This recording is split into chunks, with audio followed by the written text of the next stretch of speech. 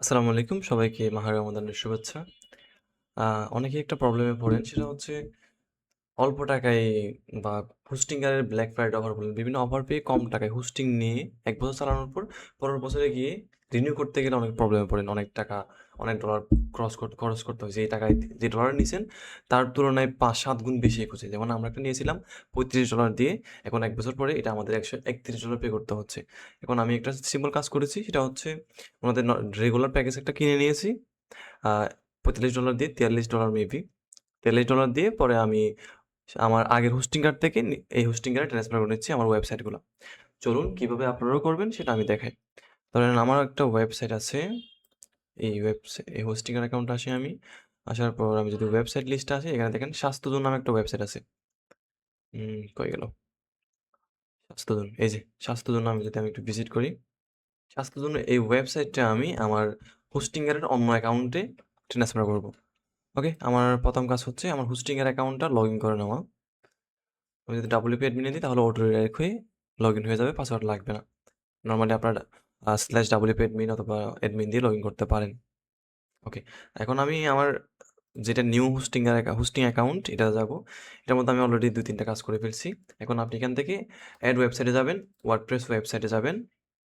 ১ম website steps হচ্ছে আমাদের, এটা 2nd স্টেপ। এখান থেকে সামথিং এলস অথবা মাই ওয়েবসাইট যেকোনো একটা দিতে পারেন, অথবা এসকেপ দিতে পারেন।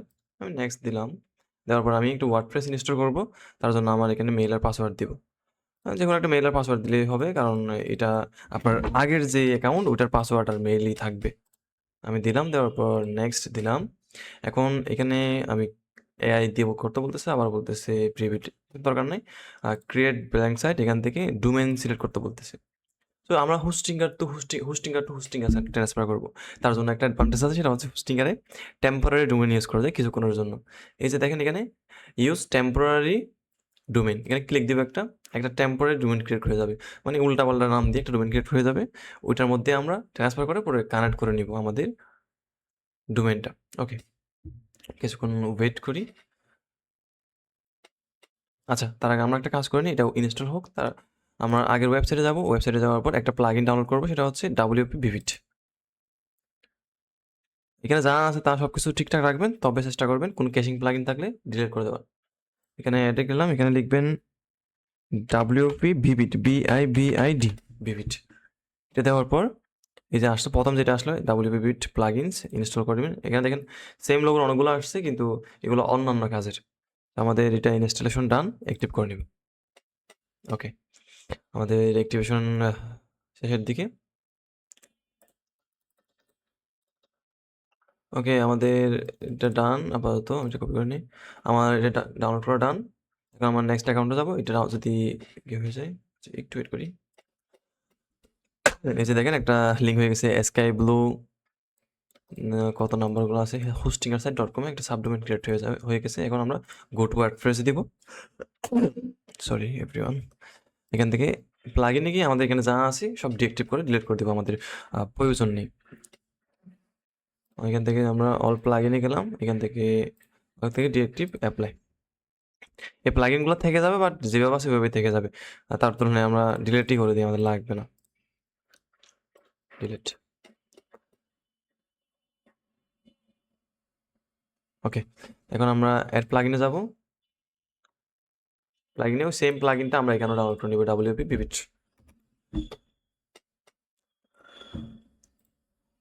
এটা দুইভাবে করা যায়, আমি আপনাদেরকে যেটা ইজি সেটাই দেখাবো। অ্যাক্টিভেট।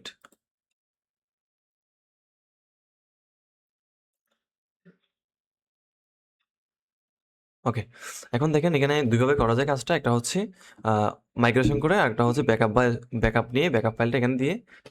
ব্যাকআপ ফাইলটা নেওয়ার জন্য আপনি এখান থেকে ব্যাকআপ নাতে ক্লিক দিবেন। এই যে এখান থেকে সিলেক্ট করে দিবেন আপনার কোনটা লাগবে। আপনি এখান থেকে দুইটাই উপরেরটা সিলেক্ট করবেন, database plus file WordPress. Select করে ব্যাকআপ নাতে ক্লিক করলে একটা ফাইল মেক হবে, এটা আপনি এখান থেকে ডাউনলোড করবেন। ডাউনলোড করে অন্য ওয়েবসাইটে সেম প্লাগইনে আপলোডে ক্লিক করে এখান থেকে আপলোড করে দিয়ে রেজিস্টার করে নেবেন। এটা একটু লেন্থি প্রসেস বা ভালো লাগে না আমার কাছে। তা আমরা কী করবো, অটো মাইগ্রেশন করবো। তার জন্য আমরা প্রথমে একটা কে জেনারেট করবো। কে জেনারেট কোথাতে করবো, যেটাতে আমরা নিয়ে যাব সেটাতে আমরা কে জেনারেট করবো একটা। আর যেটা থেকে আনবো ওইটাতে গিয়ে কেটা রাখবো। যেমন আমরা জেনারেটর দিলাম, দেওয়ার পরে আমরা এটা কপি করবো। কপি করে আমি এখানে আসবো, এই ওয়েবসাইটে আসার পর এই যে দেখেন অটো মাইগ্রেট, এখানে আসবো, আসার পর এটা দিয়ে আমরা সেভ করে দিব। এটা একটা একবার ট্র্যাকিংয়ের মতো লিঙ্ক জেনারেট করে দিচ্ছে আর কি, একটা সেতু তৈরি করছি। এটা আমরা সেভ করব। সেভ করার পর আমরা এখান থেকে কুলন দেন ট্রান্সফারে ক্লিক দিব।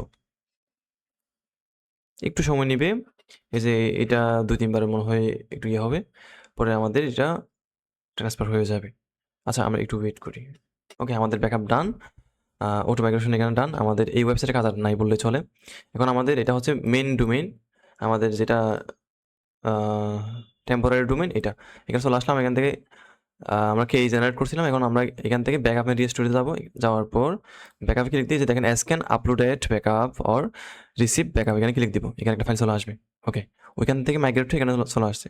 এখন আমাদের একটা কাজ শুধু এই যে রিস্টোর, মানে এখন আমরা ব্যাপারটা এমন হলো যে আমরা এখান থেকে ব্যাকআপ নিছি, এই ব্যাকআপ ফাইলটা এখান থেকে আবার দিয়ে দিব এরকম। ওকে, আমরা রিস্টোরে ক্লিক দিব, আবার এখান থেকে এখানে রিস্টোরে দিব, এখান থেকে উপরে ওকে দিব। কিছুক্ষণ সময় নেবে, দেন আমাদের ওয়েবসাইটটা ফুলি রেডি হয়ে যাবে এবং আগের পাসওয়ার্ড আর গিয়ে দিয়ে আমাদের লগ ইন করতে হবে। আমরা একটু ওয়েট করি। ওকে, আমাদের ডান। এখন বলতেছে রিস্টোর কমপ্লিট সাকসেসফুলি। এখন যদি আমরা ওকে দিই, রিডাইরেক্ট করে আমাকে ওয়েবসাইটে লগ ইন করতে বলবে। ওকে, লগ ইন করতে বলতেছি, আমার কাছে লগ ইন ডিটেইলস আছে। এখান থেকে এসে আমি যদি লগ আউটে দিই,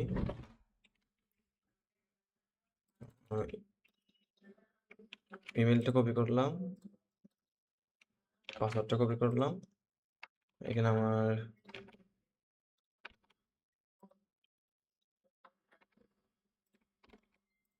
সরি ইমেলটা দিলাম, পাসওয়ার্ডটা দিলাম, লগ ইন দিলাম।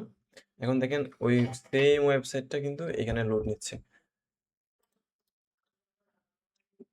এখন যদি আমি আচ্ছা এখান থেকে যদি আমি ওয়েবসাইটে ভিজিট করি, সেম ওয়েবসাইট, সবকিছু সেম, জাস্ট ডোমেইনটা একটু ভিন্ন হয়েছে। এখানে কোনো ইমেজ নিয়ে কোনো নির্ভর হবে না, এটা তো চলে আসবে। এই যে দেখেন, আমি যদি এটাও ভিজিট করে দেখাই আপনাদেরকে, এই যে সেম ওয়েবসাইট, সেম ওয়েবসাইট। এখন আমাদের ওয়েবসাইটে ট্রান্সফার করা ডান। এখন এখানে আসলে দেখেন সবকিছু আবার আপডেটও বাকি আছে, ওইখানে যেমন ছিল।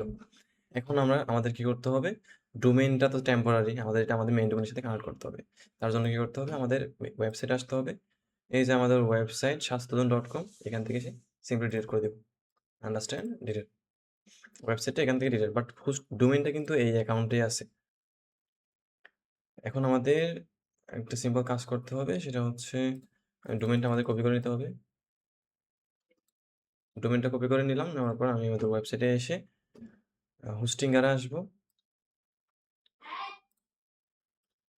হোস্টিংয়ে আসার পর আমার হোস্টিং অ্যাকাউন্টে ঢুকি, আবার রিডাইরেক্ট হয়ে গেছে। এখন এখানে যে টেম্পোরারি ডোমেইনটা, এটা বলবে ডোমেইন কানেক্ট ডোমেইন করতে।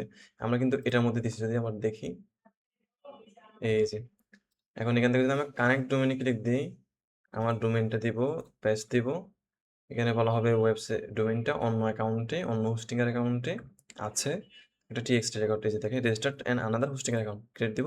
এই যেখানে দেখেন একটা টিএক্সটি রেকর্ড আছে, এটা আপনার ওই ডোমেইনের মধ্যে দিয়ে দিতে হবে, তাহলে সবকিছু ওকে। কপি করব, এখানে একটা লার্ন মোডে গেলে আপনি এটা পাবেন, আমি দেখাই দিচ্ছি কীভাবে করতে হবে। এখানে আসার পর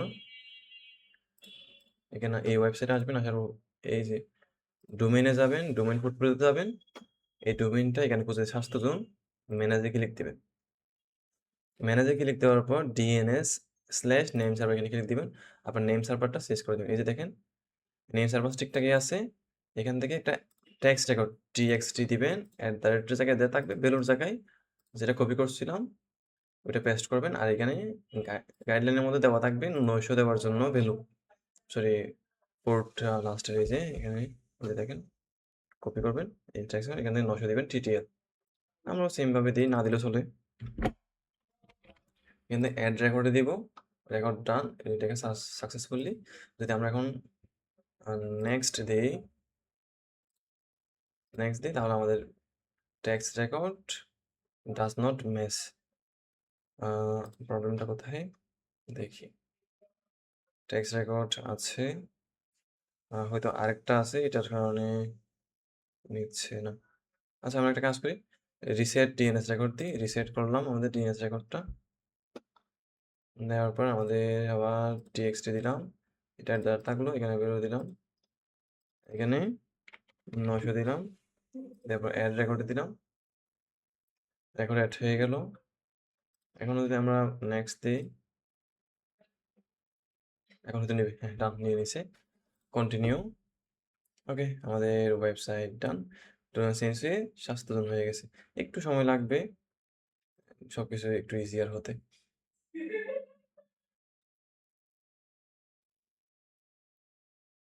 কিছুক্ষণ সময় নেবে।